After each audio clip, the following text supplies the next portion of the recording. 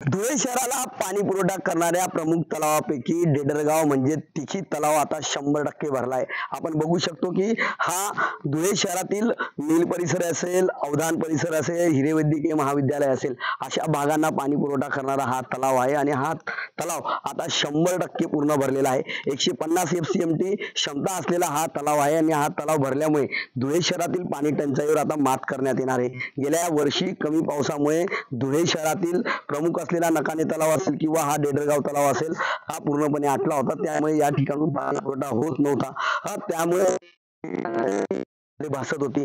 मात्र चांगल्या पावसामुळे 15 ऑगस्ट पूर्वीच भरला आहे आणि 15 ऑगस्ट नंतर भरलेला हा तलाव आता पूर्णपणे 100% भरल्याने धुळे शहरातल्या पाणी टंचाईवर आता मात करण्यात येणार आहे।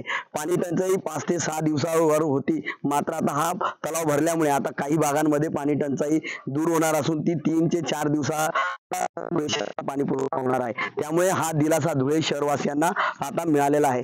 येणाऱ्या काळात पाणी जपून वापरण्याचं आव्हान अजून देखील मनपा प्रशासनातर्फे करण्यात आलं आहे। मनीष वासोळे, TV9 मराठी, धुळे।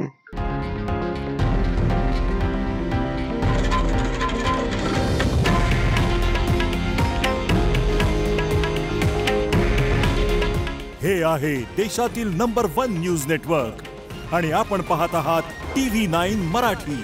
काळजी तुमची, हित महाराष्ट्राचं।